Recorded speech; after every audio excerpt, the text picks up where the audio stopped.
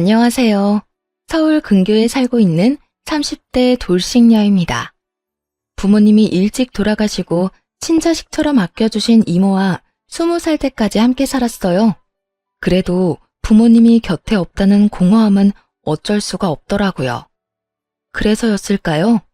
사랑한다고 세상 누구보다 아껴주겠다는 남편의 말이 더욱 달콤하게 느껴졌죠. 고등학교 선생님으로 일하던 어느 날 비가 많이 왔어요. 우산이 없는 저를 데리러 온 남편의 모습을 보면서 이 사람과 결혼해야겠다는 생각이 들더라고요. 그까짓 우산이 뭐라고 그 중요한 결정을 덜컥 해버렸는지. 지금 생각해보면 참 한심하기도 하지만 그땐 정말이지 다정스러운 남편을 많이도 사랑했습니다. 결혼은 생각보다 순탄하게 진행되었어요. 시댁에서는 가정을 문제 삼기보다도 선생님이라는 직업에 만족한 듯 했죠. 결혼을 준비하며 단 한 번도 부모님이 계시지 않다는 이유로 홀대받거나 무시를 당하는 일은 없었어요. 그렇게 가족이 생겼고 시댁에 가는 것도 좋더라고요. 새로운 가족이 생겼다는 생각에 말이에요. 특히 어머님이 너무나도 좋았습니다. 시댁에 갈 때마다 그 흔한 시집살이 한 번 없이 늘 따뜻하게 맞이해 주셨거든요. 저희 왔어요. 잘 지내셨어요, 어머님? 보고 싶었어요. 나도 보고 싶었단다. 아가, 잘 지냈니? 얼굴이 왜 이래? 요즘 애들이 힘들게 하니? 아니요. 시험 기간이라 애들 따라 좀 예민해져서 이래요. 이 시기만 지나면 또 괜찮아지니까 걱정하지 마세요. 그나저나 어머님, 지금 저녁 준비하시는 거죠? 제가 뭘 좀 하면 될까요? 아니야. 다 했는걸. 어서 가서 쉬어. 이렇듯 손에 물 한 방울 묻히지 않게 해주는 시모가 있어서 시댁을 방문하는 건 늘 따뜻함 투성이었고 그래서 감사했죠. 그런데 시댁과 가까워질수록 이건 아니다 싶은 것이 자꾸만 생겨나더군요. 그건 바로 시부가 시모를 대하는 태도였어요. 시부는 한마디로 꼰대 가부장적인 사람이었는데 가장이라는 이유로 시모를 부려먹는 것을 넘어 괴롭히는 것에 가깝더라고요. 가만히 앉아 손 하나 까딱하지 않고 물 한 잔도 시모에게 떠오라 시켜먹는 것은 물론 시모의 머리부터 발까지 온갖 태집을 잡곤 했죠. 아주 숨쉬는 것만큼이나 자주 일상적으로요. 어이, 아침에 거울도 안 봤어? 애들도 왔는데 머리 꼬락서니가 그게 뭐야? 왜요? 그렇게 보기 싫어요? 나름 한다고 한 건데요. 나름으론 안 되지. 최선을 다해야 그나마 볼만한 걸 아직도 몰라? 아무리 나이 먹은 할망구라고 해도 좀 꾸미고 살아. 늘 그렇게 우중충한 모습으로 그러고 있으니 내가 집에 있고 싶겠어? 정작 시부 본인은 지난밤 새라도 다녀갔는지 다 뻗친 머리에 옷차림도 민소매 러닝 차림이었고 바지 역시 손에 집은 걸 막 입은 듯한 차림이었는데 말이죠. 그러면서 시모에게는 갖은 핀잔을 해대는 시부를 이해할 수 없었지만 더 이해가 되지 않는 것은 남편이었죠. 남편은 그 상황이 당연하다는 듯 신경도 쓰지 않더라고요. 아무리 이런 상황을 보며 자랐다고는 해도 보통은 엄마에게 불쌍한 마음이 생겨서 더 신경 쓰고 잘해주기 마련 아닌가요? 남편은 그런 마음이라곤 눈꼽만큼도 없는 듯 태연하게 받아들이더라고요. 여보, 당신이라도 어머님께 신경 좀 써드려. 어머님도 여자고 위치가 있는데 내 앞에서 매번 아버님한테 그런 취급 당하시고 얼마나 속상하시겠어. 내가 나서긴 그러니까 당신이 좀 신경 써드렸으면 해. 당신 엄마잖아. 어? 뭐 어떤 취급? 아, 우리 아버지가 말을 세게 해서 그렇지 속은 엄청 여린 분이셔. 그리고 엄마도 내가 나서는 거 별로 안 좋아할걸? 어머님도 엄마이기 전에 여자야. 여자가 남편한테 그런 말, 그런 취급을 당했는데 괜찮은 사람이 어디 있겠어. 아무리 오랜 시간 그렇게 살았다고 해도 그런 취급은 적응이 안 되는 법이야. 그러니까 우리가 더 신경 써드리자, 응? 그렇게 해줄 수 있지? 그래, 알겠어. 우리 엄마는 좋겠네. 며느리가 이렇게 시어머님 생각도 해주고 말이야. 남편의 부탁이 탐탁치 않아 보이긴 했지만 결국 알겠다며 엄마에게 좀 더 다정하게 대해주겠노라 하더라고요. 한동안은 시댁에 갈 때마다 시모에게 말도 살갑게 하고 연락도 더 자주 하는 모습을 보이기도 했고요. 하지만 결국 남편도 시부와 별반 다르지 않은 사람이란 걸 깨닫게 되는 날이 찾아왔어요. 그날은 시모의 생신이었는데 시부는 당연하다는 듯 시모의 생일조차 모르고 있더라고요. 그래서 시부에게 몸이 좋지 않아 검진을 좀 받아야 하는데 보호자가 필요하다는 명분으로 시모를 밖으로 불러내는데 성공했습니다. 어머님, 생신 축하드려요. 오늘 저랑 하루 종일 데이트해요. 제가 맛있는 것도 사드리고 좋은 곳도 모시고 갈게요. 응?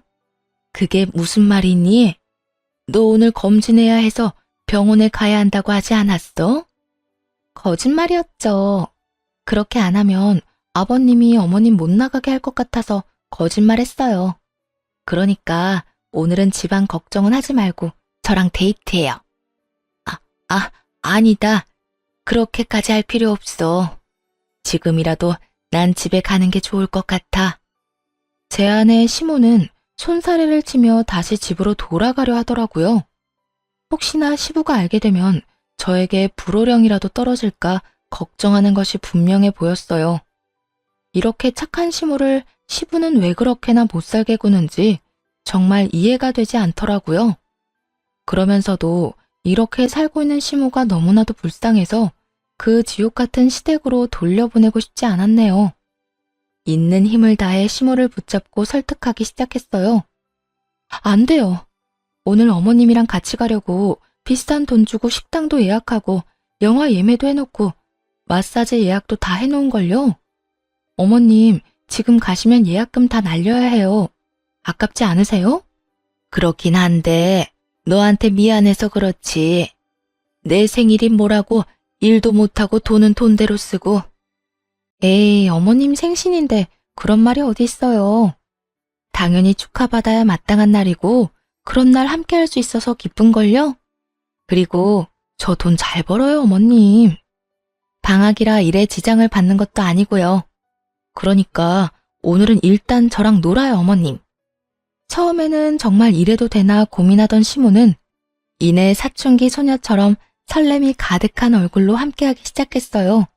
영화를 보며 깔깔거리며 웃기도 하고 마사지를 받으며 그간 밀렸던 잠을 주무시기도 했고요. 식사를 하실 땐 남이 차려준 밥상을 마음 편하게 먹는 건 시집오고 처음인 것 같다며 이것저것 골고루 맛있게 드시더라고요. 그렇게 데이트를 마치고 마지막으로 선물을 드렸죠. 아가, 이건 또 뭐니? 목걸이예요. 보니까 어머님 목이 허전해서 하나 준비했어요. 어떠세요? 마음에 드세요? 그럼 너무 마음에 들어. 그런데 이거 비싼 거 아니니? 오늘 하루 종일 돈을 이렇게나 많이 써서 어떻게 하니? 시모는 목걸이를 제대로 받지도 못하고 우물쭈물하고 있더라고요. 이렇게 비싼 것을 받아도 되나 고민하는 것이 눈에 훤히 보였어요.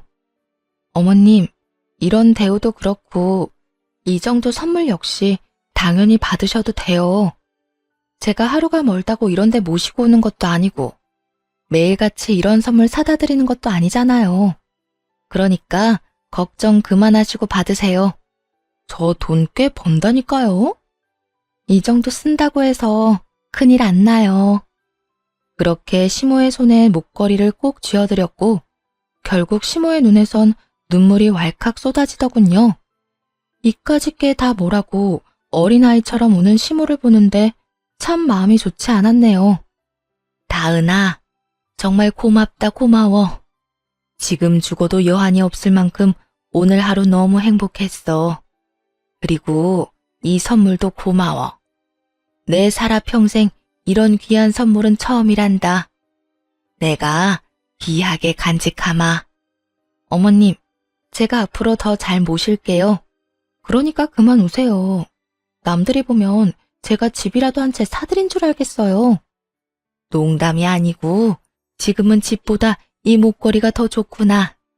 하여튼 고맙다. 정말 고마워. 그렇게 시모를 모셔다 드리고 많은 생각이 들더라고요. 시대가 바뀌어 인식이 달라졌는데도 시모는 분명 부당 대우를 받는 것이 확실했어요. 그 말도 안 되는 대우에 시모는 참고 또 참으며 속이 다 문드러졌겠죠. 이대로는 안 되겠다는 생각이 들더라고요. 당장 시부를 변화시키는 건 불가능하겠지만 남편의 행동을 바꾸는 건 가능하지 않을까 싶었어요. 여보, 오늘 어머님이랑 데이트했는데 어머님 너무 좋아하시더라. 별거 하지도 않았는데 어찌나 좋아하시는지 보는 내가 다 행복하더라니까. 어? 오늘 엄마 만났어? 왜?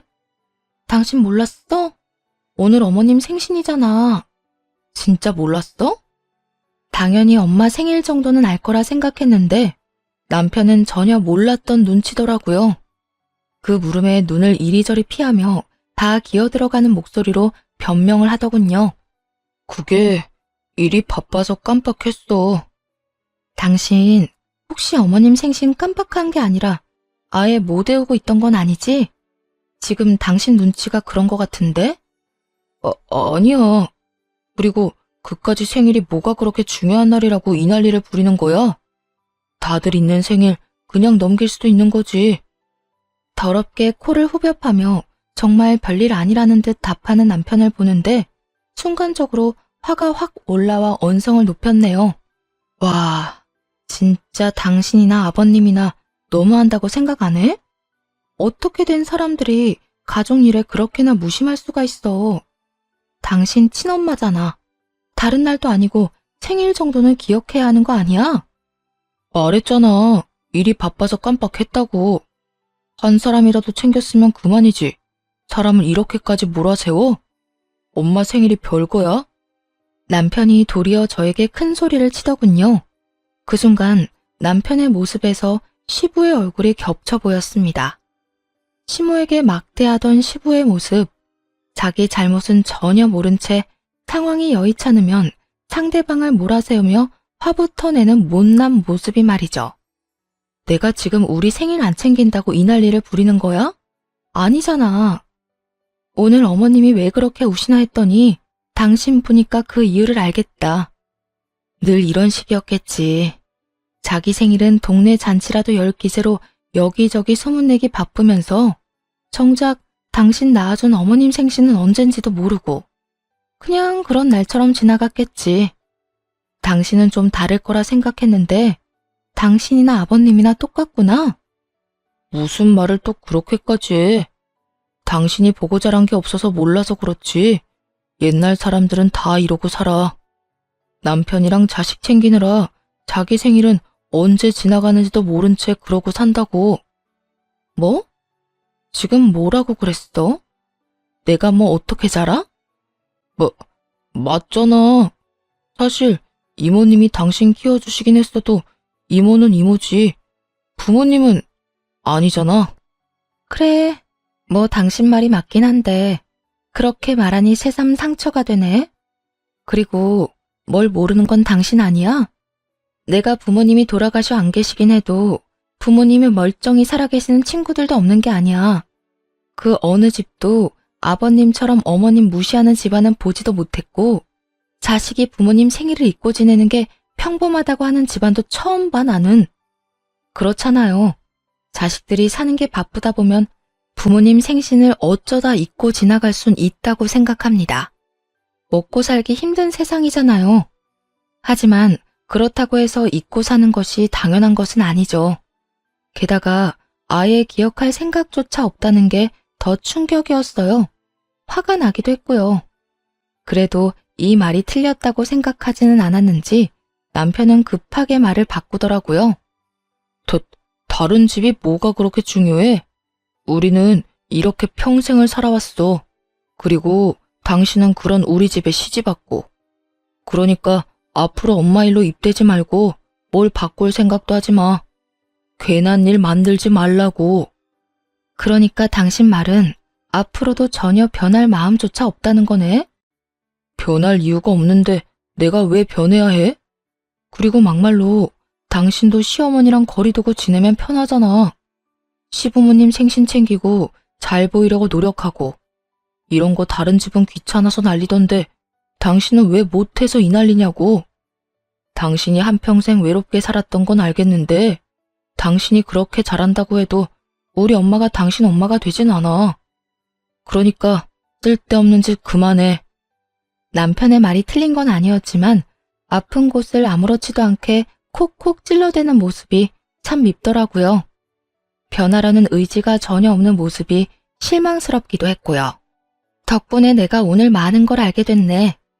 내가 시집온 집안이 어떤 집안인지, 그리고 당신 본 모습이 뭔지까지. 그런데 있잖아. 나 한평생 외롭게 살진 않았어. 가끔 공허한 마음이 들었던 건 사실이지만 당신이 생각하는 것처럼 외롭고 불쌍하게 자라진 않았다고.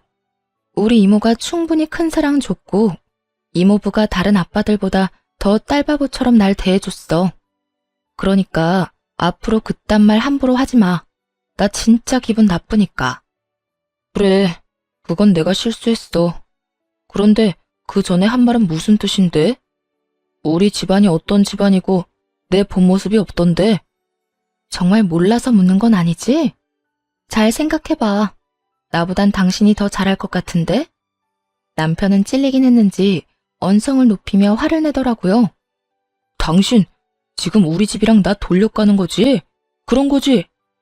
난 그런 말은 안 했던 것 같은데 찔리는가 봐? 다행이다. 그 정도 양심은 있네. 그러면 혼자 생각 잘해봐. 난 피곤해서 들어가서 좀 쉴 테니까. 그대로 방으로 들어온 후 처음으로 이혼에 대해 진지하게 생각하게 됐습니다.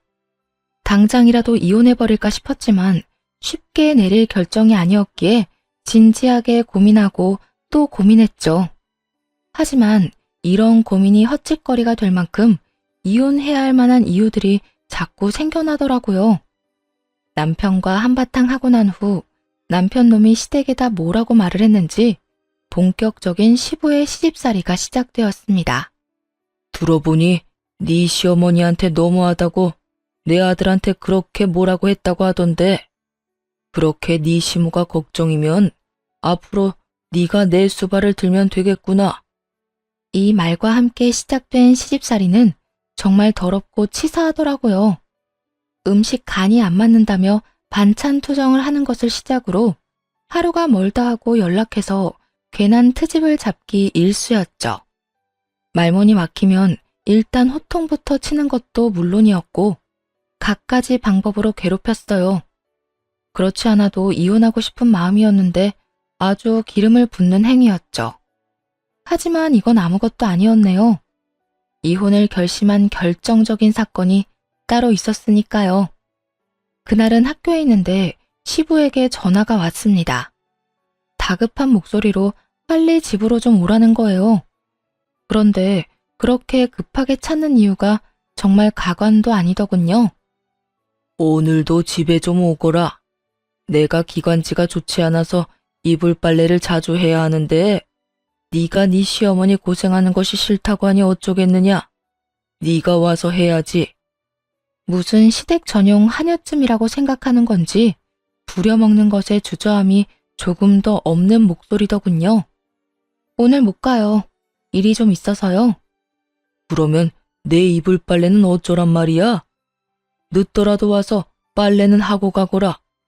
정 힘들면 우리 집에서 자고 내일 아침도 차려주면 되겠구나. 누굴 정말 호구로 보는 것도 아니고 기가 차더군요. 이때까진 시모 때문에 참고 넘어갔지만 더는 참을 수 없다는 생각이 들었어요. 정 급하면 이불 빨래할 사람 보내드릴게요. 남자로 보내드릴 텐데 여자보다 힘도 잘 쓰고 일 시키기도 훨씬 편할 거예요. 그래? 그러면 일단 한번 보내보거라. 일당은 네가 주는 거지? 일당 걱정은 말고 시킬 거 있으면 다 시키세요. 그래, 알겠다. 더 우겨봤자 소용도 없을 것 같으니 차라리 돈을 쓰게 하는 것이 더 이롭다고 판단했는지 시부는 제안을 흔쾌히 받아들이더군요.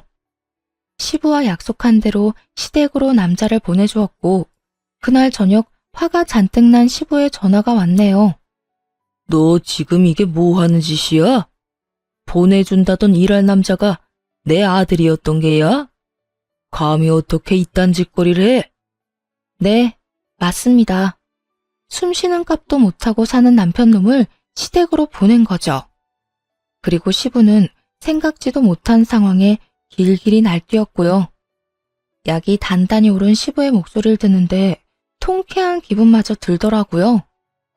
아버님은 중요한 일이라고 하고 저는 도저히 갈 수가 없으니 어쩌겠어요. 아범이라도 보내 급한 일부터 처리해야 하지 않겠어요? 아범이 생각보다 일을 잘할 수도 있으니까 한번 시켜놔 보세요. 아무래도 저보다 힘은 좋지 않겠어요? 너 당장 집으로 오거라 당장. 만약 네가 안 오면 네가 그렇게 걱정하는 네 시엄이 가만두지 않을 테니 당장 뛰어와. 시부는 시모를 들먹이며 집으로 불렀고 하는 수 없이 시댁으로 갔습니다. 시댁에 도착하니 이불이 산더미처럼 쌓여 있었어요.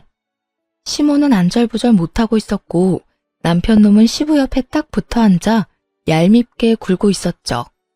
그렇게 서 있지 말고 얼른 빨래부터 하거라. 빨래 다 하거든 밥도 차려야 하니 서둘러. 웬만하면 시모 생각해서 참아보려고 했는데 뒤이어 시부의 입에서 나온 말은 도저히 참을 수 없더군요. 고하면 고하답게 납작 엎드려 살 것이지 어디 주제에 나대기는 나대. 내가 앞으로 너 제대로 교육해서 찍소리도 못하고 살게 해줄 테니 각오해. 그러니까 너 앞으로 잔머리 쓰지 말고 아버지 말 잘 듣고 살아. 오늘도 봐라. 괜히 잔머리 쓰다가 너만 이 고생하는 거. 남편과 시부가 내뱉는 말에 눈이 확 돌아가는 기분이더군요. 남편이 시부의 편을 들어 거들 땐 더는 참으려야 참을 수가 없었어요. 바닥에 놓인 이불을 집어들고 시부와 남편의 얼굴에 던져버렸네요. 두 사람은 깜짝 놀라며 화를 냈지만 아랑곳하지 않고 두 사람에게 단호하게 말했어요. 전 아버님 교육 같은 거 전혀 필요 없거든요. 그렇게 교육하고 싶으시면 아버님 아들 교육이나 똑바로 하세요. 어떻게 된 인간이 제대로 된 구석이 하나도 없는지 보고 있으면 한숨밖에 안 나오던데요. 내 아들이 어때서? 하긴 아버님이 그 모양 그 꼴인데 아들이 멀쩡하겠어요. 그리고 아범이나 아버님이나 계속 고아 타령하시는데 그런 말을 아무렇지 않게 하는 것 자체가 인간이 덜 됐다는 걸 증명하는 거 아닌가요? 정말 모르신 건 아니죠? 앞으론 좀 조심해 주세요. 개가 짖는다고 하고 넘어가려고 노력은 하는데 짖는 소리가 너무 커서 무시하려고 해도 참 힘드네요. 대놓고 신경을 건드리자 시부와 남편은 분노에 찬 목소리로 화를 냈지만 아랑곳하지 않고 시댁을 빠져나왔어요.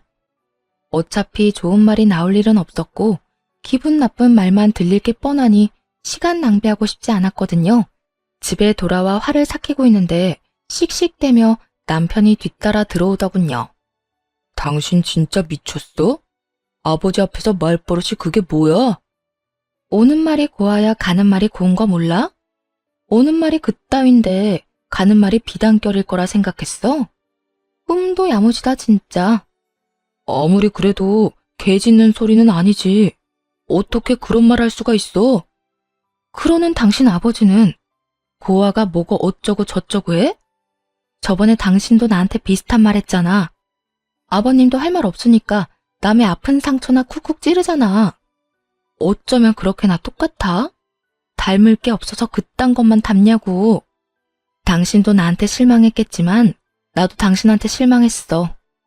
그러니까 더는 말 그만 섞자. 계속 말해봤자 그건 대화가 아니라 싸움만 될 거고 난 말귀 안 통하는 사람한테 괜히 힘 빼고 싶지도 않아. 당신이 이따위로 구니까 아버지가 당신을 싫어하는 거야. 꼭 다 이겨먹으려고 하고 한마디 하면 10마디 100마디 하니까 그냥 고분고분 말 잘 들으면 좋잖아. 대답만 잘해도 절반은 먹고 들어간다는 거 몰라? 내가 왜 그래야 하는데? 그래야 한다는 법이라도 있어? 당신이 원하는 와이프가 어떤 사람인지 모르겠지만 난 그런 와이프 될 자신 없어. 그러니까 나한테 바라지도 마. 알겠어? 남편은 더는 말하기 싫다는 듯 한숨을 푹 쉬고 고개를 내젓더니 시부가 전하라는 기쁘기 그지없는 소식을 이야기하기 시작했어요. 내가 너랑 무슨 말을 하겠냐. 이렇게 말이 안 통하는데. 하여튼 아버지가 앞으로 우리 집에 오지도 말래. 꼴도 보기 싫다고. 고맙다고 전해줘. 그렇지 않아도 앞으로 또 부를까봐 시비 걸리면 어쩌나 했는데 이렇게 먼저 나서서 오지 말라고 해주시니 동네 잔치라도 열고 싶네. 남편은 시댁에 못 가는 게 무슨 벌이라도 되는 양 말했지만 얼마나 멍청한 생각인지 모르겠네요. 저야말로 시댁에 절대로 가고 싶지 않았는데 먼저 오지 말라고 해주시니 진심으로 고마울 따름이었죠. 그 후 남편과의 사이는 파국을 맞았고 이혼을 결심하게 되었어요. 그러는 와중에도 시모가 걱정되더군요. 분명 시부에게 더 부당한 대우를 당하며 괴롭힘을 당할 것이 뻔했으니까요. 하지만 해줄 수 있는 게 없다는 게 참 안타까웠네요. 그래서 시간이 날 때마다 시모에게 연락을 하거나 따로 만나 시간을 보냈습니다. 그때마다 시모는 시부의 눈치를 살피곤 했지만 그 시간만큼은 정말 즐겁고 기다려진다고 하시더라고요. 어린 아이처럼 행복해 하시는 시모에게 차마 이혼 이야기를 꺼내지는 못하겠더라고요. 그러던 어느 날 시부에게서 뜻밖의 연락이 왔습니다. 너 지금 어디냐? 밖인데 무슨 일이세요? 잘 됐구나. 밖에 있는 김에 집에 좀 급히 오거라. 여기 널 보고 싶어하는 손님이 와 있으니 지금 당장 서둘러 와. 전할 말을 마친 시부는 대답할 틈도 없이 전화를 끊어버리더군요. 기다리는 손님이 있든 말든 그냥 가지 말까 생각도 했지만 묘하게 가야 할 것 같은 기분이 들었어요. 그래서 시댁으로 갔고 그곳에서 차마 두 눈 뜨고 볼 수 없는 광경을 마주하게 되었습니다. 이리 와서 인사하거라. 앞으로 나랑 같이 살 사람이다. 정리하자면 둘째 어머님 정도가 되겠구나. 시모가 눈은 뜨고 지켜보고 있는 자리에서 다른 여자를 소개하더니 시부의 정신 상태가 의심스러웠어요. 완전히 미쳐버린 게 아니고서야 조선시대도 아닌데 상간녀를 이렇게 당당하게 소개하다뇨? 그런데 시부의 미친 짓은 그것뿐만이 아니었어요. 상간녀의 목에는 제가 시모에게 선물했던 목걸이가 걸려 있었죠. 저기요, 그 목걸이 혹시 아버님이 주셨나요? 그런데 왜? 아버님, 이 목걸이 어머님 거잖아요. 시부는 제가 그 목걸이를 선물했다는 사실조차 모르고 얼굴까지 붉히며 발끈했어요. 무슨 소리 하는 거야? 이건 내가 내 돈 주고 사서 선물해 준 거야. 거짓말하지 마세요. 이거 제가 어머님 생신 선물로 드린 건데 그걸 모를 리가요. 똑같은 목걸이일 수도 있지. 왜 생사람을 잡는 거야? 그래요? 제가 사드린 목걸이에는 펜던트 뒤편에 이니셜이 새겨져 있는데 한번 확인해봐도 될까요? 아니라면 안 보여줄 것도 없잖아요. 상간녀도 진실이 궁금했는지 펜던트 뒤를 확인하더군요. 이내 진실을 알게 되고도 상간녀는 팔짱을 끼고 이러더라고요. 그래서 지금 그걸 다시 내놓으란 거야, 뭐야? 잘 알고 계시네요. 내놓으세요. 그쪽 거 아니거든요. 그딴 저렴한 목에 걸리라고 몇 날 며칠 고민해서 산 목걸이가 아니라고요. 이 집 며느리가 되바라졌단 이야긴 들었는데 이 정도일 줄은 몰랐네. 이봐요, 며느리. 뭘 몰라서 이렇게 까부나 본데 원래 조강지처보다 첩 시집살이가 더 무서운 법이에요. 앞으로 편하게 시댁살이 하려면 줄 제대로 서요? 이까진 목걸이 하나 가지고 내 기분 상하게 했다가 나중에 울고불고 후회하지나 말고. 여자는 여전히 당당한 태도를 유지하며 겁박하더라고요. 고작 그런 말들로 저를 겁먹일 수 있다고 생각한 게 참 가소로웠지만요. 거기에다 뭐가 그리 자랑스러운지 스스로를 첩이라칭하며 말하는 꼴이 웃길 따름이었죠. 후회요? 절대 후회 같은 건 안 할 것 같으니 내놓으세요. 이까지 목걸이 주면 그만인 건데 이거 어쩌지? 며느리가 이따위로 나오니 더 주기 싫은데. 그래요? 그러면 제가 직접 가지고 오면 되죠 뭐. 여전히 당당하게 서 있는 상간녀에게 다가가 목걸이를 잡아 뜯어버렸어요. 상간녀는 악 소리를 내며 목을 감싸지더라고요. 갑작스럽고도 거친 행동에 남편과 시부 그리고 자포자기한 채 바닥만 보던 시모까지 화들짝 놀라더군요. 너 지금 이게 뭐 하는 짓이야? 내 말 못 들었어? 앞으로 네 두 번째 시어머니가 될 사람이라고 했거늘 어떻게 이딴 식으로 구는 게야? 얼른 사과하거라, 얼른! 시부는 고함을 질러대기 시작했고 상간녀는 그런 시부를 말리며 이렇게 말하더라고요. 됐어. 부모도 없이 자란 것이 다 그렇지 뭐. 그 말이 끝나자마자 그대로 상간녀의 머리채를 잡고 있는 힘껏 휘둘렀네요. 주변의 만류에도 놓지 않고 머리카락을 한 움큼 뽑아버렸죠. 너 진짜 미쳤어. 오빠, 머리카락 빠진 것 좀 봐. 쟤 진짜 미친 거 아니야?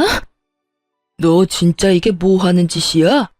네가 방금 무슨 짓을 한지 알고나 있는 게야? 시부는 삿대질을 하며 화를 내기 시작했고 그런 시부의 옆에서 상간녀는 얄밉게도 시부를 부추기더군요. 네, 잘 알고 있어요.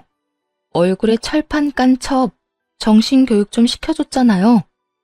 아줌마, 정신 차려요. 어디서 첩 주제에 조광지처 앞에서 고개 빳빳이 쳐들고 할 말 못할 말 다 짓거리고 있어요? 못하는 말 없이 내뱉던 상간녀도 무서웠는지 입을 꾹 다물고 가만히 있더라고요. 그 상황에도 남편놈은 시부의 눈치를 보기 바빴고요. 오히려 저를 향해 언성을 높였으니까요. 여보, 진짜 미쳤어? 이게 뭐 하는 짓이야? 얼른 작은 어머님한테 사과해. 무릎 꿇고 빌란 말이야. 너 진짜 미쳤구나. 야, 정신 차려. 내가 어머님 친딸이 아니라 네가 친아들이라고. 하긴 엄마 생신도 언제인지 모르는 놈이 어련하겠니? 너한테 다른 건 바라지도 않으니까 그냥 그 입이나 좀 다물고 있어. 뭐? 너 진짜 말 다 했냐? 너 자꾸 이런 식으로 막 나오면 나 너랑 이혼하는 수밖에 없다고. 너 나랑 정말 이혼이라도 해야 정신 차릴 거야? 네가 이혼하자고 하면 내가 겁이라도 낼까 봐? 착각하는가 본데 그렇지 않아도 너랑 이혼하려고 준비하고 있었거든? 그러니까 너도 고민하지 말고 이혼할 준비나 해. 당신 홧김에 지금 이혼 들먹이나 본데 이래봤자 당신한테 이로울 게 하나도 없다는 거 몰라? 그냥 지금이라도 무릎 꿇고 빌어. 그러면 아버지랑 작은 어머님도 다 용서해 줄 거니까 말이야. 말귀 못 알아듣니? 나 이혼할 거라니까. 헛소리 그만하고 이혼 준비나 해. 남편은 이런 상황은 예상하지도 못했다는 듯 당황한 기색이 역력하더라고요. 자신이 한 짓거리와 시부가 한 짓거리가 있는데도 제가 참고 살 거라 믿어 의심치 않는 남편의 꼴이 기가 차기도 하고 웃기기도 했어요. 그 자리에서 시모에게로 다가가 손을 잡고 시댁을 나와버렸습니다. 순순히 따라 나오시는 걸 보니 갈 곳이 마땅히 없어 자리를 지키고 있으신 모양이더라고요. 무엇보다 마음이 아프고 화가 났던 건 모든 걸 체념한 듯한 시모의 표정이었어요. 집을 나가봤자 마땅히 지낼 곳도 없고 한평생 주부로 살았으니 따로 모아둔 돈도 마땅치 않은 상황이었죠. 시모의 상황을 누구보다 잘 알고 있던 시부는 그걸 이용해 저리도 당당하게 굴었던 것이고요. 집으로 시모를 모시고 온 저는 시모에게 이혼을 권했어요. 이런 꼴까지 봤는데 오갈 데가 없어서 능력이 되지 않아서 이혼을 하지 않는다는 건 정말 말도 안 되는 것이라 생각했으니까요. 어머님, 저 이혼할 거예요. 어머님도 이혼 생각해 보시는 건 어때요? 내가? 사실 이혼이야 하루에도 몇 번씩 생각해. 그런데 내 처지에 이혼까지 하면 어딜 가서 먹고 자고 하겠니? 내가 능력이 있는 것도 아니고 모아둔 돈이 많은 것도 아닌데 말이다. 거기에 이제 나이도 있어서 식당 일도 못해. 받아주지도 않을 거야. 역시나 시모가 하고 있는 걱정은 예상과 같았죠. 시모의 손을 붙잡고 이혼 후에도 행복할 수 있는 미래를 알려드렸네요. 어머님, 요즘 세상이 많이 좋아졌어요. 이혼만 결심하시면 어머님이 지난 세월 동안 집안에서 열심히 밥하고 설거지 하시며 아버님 뒷바라지 하신 거 돈으로 다 받아낼 수 있어요. 재산 분할이라는 명목으로요. 그것뿐만이 아니에요. 지금 아버님 외도 저지르는 걸로 위자료도 받을 수 있어요. 그 여자한테도 상간녀 소송 걸어서 위자료 다 받을 수 있고요. 그거면 집도 구하고 생활도 가능하시지 않으시겠어요? 넉넉하진 않겠지만 지금보다 더 행복하고 자유롭게 살 수 있을 거예요. 제가 꼭 그렇게 되도록 도와드릴 테니 어머님은 용기만 좀 내주세요. 네? 그게 정말이니? 그렇게만 된다면 당장이라도 이혼하고 싶구나. 단 하루를 살더라도 이젠 마음 편히 행복하게 살고 싶어. 시모는 이혼하겠노라 결심하셨고 그렇게 시모를 모시고 이혼을 진행했어요. 정신없는 하루하루를 보내고 있는데 남편이 집으로 찾아왔더라고요. 옷을 가지러 왔다고는 하는데 집안을 이리저리 살피며 시모의 안부를 묻는 것이 시부가 보낸 것이 확실해 보이더라고요. 엄마는? 잘 있어? 당신이 웬일로 어머님을 다 묻는데? 왜? 아버님이 시키든? 어머님 뭐하고 지내는지 무슨 생각인지 알아오래? 아니거든. 그냥 물어봤어. 엄마 여기서 잘 지내고 있나 궁금해서. 그렇게 궁금하다는 사람이 전화 한 통 안 하대? 어머님, 지금 산책하러 가셨어. 간 김에 카페도 들리시고 꽃집도 들렀다 오실 거야. 그래? 당신은 요즘 잘 지내? 반성은 좀 했어? 이혼이 진행되고 있는 와중에 반성을 운운하는 남편을 보니 왜 위자료 문제로 트집을 잡으며 시간을 끄는 것인지 알겠더라고요. 남편은 제가 진짜 이혼할 마음은 없으면서 겁이나 주려고 보여주기식이라는 크나큰 착각을 하고 있었던 것을요. 그 얼마나 말도 안 되는 착각인지 헛웃음이 새어나왔네요. 무슨 정신 나간 소리야? 우리 이혼 진행 중인 거 잊었어? 반성은 개뿔. 혹시나 이상한 상상하고 있는 거면 그만두고 이혼이나 빨리 해. 이상한 트집 잡아서 이리저리 미루지 말고. 나도 이혼하고 싶거든. 그래, 당장 해. 하자고. 제발 큰 소리만 치지 말고 하자 좀. 그 이후 위자료 문제로 자꾸만 사람 기운만 빼던 남편놈은 그제야 진심으로 한 말이란 걸 알았는지 이혼을 순순히 해주더라고요. 그렇게 제 이혼을 마무리하고 난 후 이번에는 시모의 이혼이 진행되었고요. 그때 전 시부에게서 연락이 오더라고요. 몸이 많이 아파 병원이라면서요. 잘 지내냐? 저야 잘 지내고 있어요. 새로운 부인이랑 잘 지내세요? 우리 아들한테 연락 못 받았니? 내가 몸이 많이 좋지 않아서 지금 입원해 있다. 너도 알지? 내가 당뇨가 심했다는 거. 최근에 급격하게 상태가 안 좋아져서 입원한 지 꽤 됐어. 아, 그러셨어요? 전혀 몰랐어요. 많이 안 좋으세요? 그 녀석 다 연락했다고 하더니 거짓말이었구나. 생각보다 몸이 많이 안 좋아. 그래서 말인데 네 시어머니 모시고 병원으로 좀 와줄 수 있겠니? 내가 꼭 하고 싶은 말이 있어서 그래. 어떻게 보면 당연한 일이기도 했어요. 이때껏 시부의 몸 관리는 시모가 다 해주고 있었거든요. 시부 본인보다 몸 상태를 더 잘하는 시모가 사라졌으니 멀쩡할 리가 없었죠. 그렇다고 상간녀나 전 남편이 수발을 잘 들었을 리도 없었고요. 당뇨는 무엇보다 관리가 중요한데 전혀 관리가 되지 않으니 시부의 몸 상태는 보지 않아도 뻔했었죠. 이 와중에 전 남편의 소름 끼치는 행동이 무엇인지 아세요? 시부가 아프고 위독하다는 사실을 시모에게 일부러 알리지 않았다는 것이죠. 시부의 재산을 모두 상속받고 싶은 전 남편이 머리를 굴렸더라고요. 아마 부모가 이혼하고 서로 연을 끊은 상태에서 재산을 꽉 쥐고 있던 아버지가 죽게 된다면 자연스레 그 돈은 모두 아들인 자신이 받게 될 거라고 생각했겠죠. 그 순간에 다시 한번 그 인간과 이혼하길 정말 잘했다는 생각이 들더군요. 하여튼 저와 시모는 서둘러 병원으로 갔고 예상보다도 더 좋지 않은 전 시부를 마주했네요. 왔어? 안색이 생각보다 더 좋아서 다행이기도 하고 미안하기도 하네. 시부는 시모를 보자마자 사과의 말부터 전하더라고요. 다른 건 몰라도 이 말은 꼭 하고 떠나겠다는 듯 말이에요. 시모도 그런 시부의 진심을 느꼈는지 한 손으로 손을 잡고 한 손으론 얼굴을 쓰다듬으며 말했어요. 많이 아파요? 안색이 이게 뭐예요? 보다시피 좋지 않아.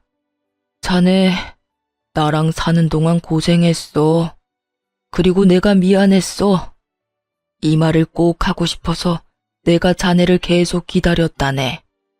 내가 너무 미워서 오지 않으면 어떻게 하나 싶었는데 와주어서 고마워. 내가 이제 편히 눈 감을 수 있을 것 같네. 다시 한번 미안했어, 여보. 시모에게 진심을 담은 사과를 전한 후 시부는 기다렸다는 듯 눈을 감았고 어머님은 목 놓아 우시더라고요. 밉긴 했지만 이렇게 돌아가시길 바란 건 아니었다고요. 시부가 돌아가시고 안 사실인데 시부는 몸이 아프기 시작할 무렵부터 반성을 많이 한 모양이었어요.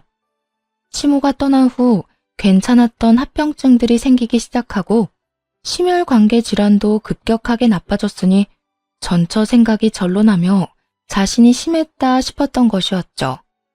그렇게 반성을 하게 된 시부는 시모 앞으로 미리 재산을 다 상속한다는 유언장을 작성했더라고요. 시모와 전 남편은 눈물을 흘렸습니다. 어머님은 화해의 눈물을, 전 남편은 재산을 가지지 못해 분통을 터뜨리는 상반된 의미였죠. 이럴 순 없어. 이럴 순 없다고. 어떻게 내 앞으로 한 푼도 안 남기고 아버지 버리고 도망간 엄마한테만 돈을 남길 수가 있냐고.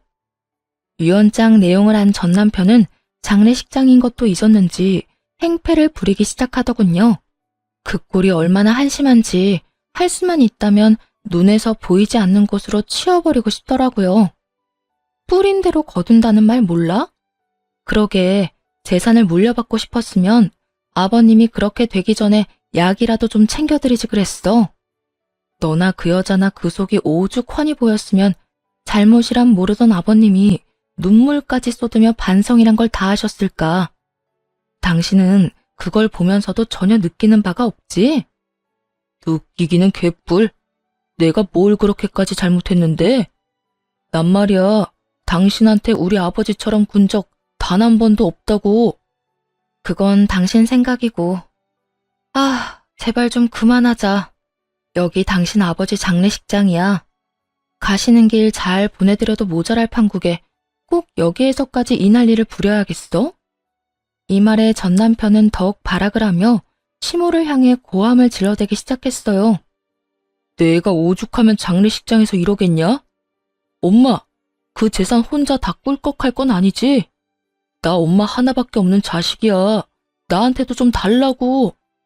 나 지금 아버지한테 상속받는다고 회사도 그만두고 이 사람한테 위자료도 많이 줘서 진짜 땡전 한 푼 없다고. 엄마가 나한테 절반만 주면 내가 그 아줌마도 엄마 못 괴롭히게 해줄게. 그 아줌마도 병수발 다 들었더니 땡전 한 푼 못 받았다고 난리가 났다고. 낙동강 오리알 신세가 되어버린 전 남편과 상간녀는 그야말로 약이 단단히 오른 상태더라고요. 전 남편은 그런 상황을 역이용해서 어머님에게 재산 뜯어갈 생각에 열심히 설득하기 시작했죠. 아마 예전에 자포자기한 채 무기력하던 시모였다면 이까짓 재산 있어서 뭐 하겠냐고 하며 전 남편이 원하는 대로 해줬을지도 몰라요. 하지만 어머님은 변했고 마음마저 단단해진 상태였습니다. 넌 아직도 이 엄마가 많이 우스운 모양이구나. 그딴 말로 그 큰 돈을 뜯어갈 생각을 하는 걸 보니 난 너한테 한 푼도 줄 생각 없으니 그런 줄 알아. 엄마, 왜 이래? 나 엄마 아들이야. 엄마의 하나뿐인 아들. 그런 내가 돈 때문에 힘들다는데 이런 식으로 나올 거야? 너 말 한 번 잘했구나. 네 말대로 내 하나뿐인 아들인 네가 이때까지 내 생일 한 번을 챙겨준 적이 있니? 말 한 번 다정하게 건넨 적이 있니? 그저 네 아버지 따라서 날 무시하기 바빴으면서 이제 와서 아들 생색을 해? 꿈도 꾸지 마. 난 이제 너 같은 아들은 없는 셈 치고 살 테니까. 멍청한 전 남편은 그제야 달라진 모습이 눈에 들어온 듯 하더라고요. 몸도 마음도 더 단단해지고 강해진 모습이요. 그리곤 이때까지 했던 방법은 통하지 않는다는 것을 깨달은 것인지 무릎을 꿇고 빌기 시작했어요. 엄마, 내가 정말 잘못했어. 난 그저 아버지가 너무 무서워서 그랬어. 엄마도 잘 알잖아. 우리 아버지 쉽지 않은 사람이었단 걸. 엄마한테도 그렇게까지 모질게 굴었는데 자식이라고 달랐겠어? 나도 많이 당하고 살았다고. 그러니까 나 불쌍하게 여기고 한 번만 봐줘. 응? 시모는 전 남편의 말이 끝나자마자 코웃음을 쳐버리더군요. 그리곤 열과 성을 다해 불쌍한 척하는 남편을 내려다보며 이렇게 말했어요. 늦었어. 네가 진짜 나한테 미안한 마음이 조금이라도 있었다면 네 아버지가 그렇게 되기 전에 나한테 안부 전화라도 한 통 했었어야지. 그땐 내가 하는 전화도 제대로 받지 않아 놓고선 이제 와서 이러는 거 너무 속이 훤하게 보인다고 생각하지 않니? 다 필요 없으니 얼른 가거라. 다신 찾아오지도 말고. 시모는 전 남편을 장례식장에서 내쫓아버렸고 장례가 끝나자마자 연락처도 차단을 해버리고 집도 옮겨버려 더는 마주할 일이 없었어요. 그러게 진작 제 말을 듣고 시모에게 다정하게 굴었다면 돈 때문에 그렇게까지 고생할 일은 없었을 텐데 뿌린 대로 잘 거둔 것이라 생각했네요. 모든 상황이 정리되고 난 후 저에겐 엄마가 생겼습니다. 다들 예상하다시피 어머님과 함께 지내며 서로를 의지해서 엄마와 딸처럼 살고 있답니다. 사실 전화를 차단한 후로도 여러 방법으로 전 남편에게 연락이 오곤 했어요. 하지만 엄마는 전혀 받아줄 생각이 없다고 하더라고요. 워낙 엄마에게 지은 죄가 많으니 당연한 결과이기도 했죠. 그러면서도 엄마는 저에게 이런 말씀을 하시더라고요. 딸, 비록 널 내가 품고 낳지 못했어도 네가 내가 살던 집에 처음 와서 내 손을 따뜻하게 잡아주던 그 순간부터 난 너를 내 친딸이라 생각하며 지냈었어. 그리고 다시 한번 내 생일날 행복하게 만들어줘서 고마웠어. 앞으로 내가 이 엄마가 네 앞날에 행복만이 가득하게 노력할게. 우리 함께 행복하게 살자. 이날 엄마의 말을 듣는데 저 역시 엄마를 행복하게 해드리겠다고 다짐하고 또 다짐했네요. 요즘엔 엄마와 이모는 함께 영어 학원에 다니고 계세요. 목표는 두 분이서 떠나는 해외여행으로 영어 공부에 열을 올리고 있는 중이시죠. 단어장을 들고 다니시며 공부를 하시는 모습을 보면 웃음이 절로 나곤 하는데요. 여러모로 행복해 보여 보는 것만으로도 행복하답니다. 새로운 가족과 함께 앞으로도 행복하게 잘 살아보려고요. 긴 사연 함께 해주셔서 감사합니다.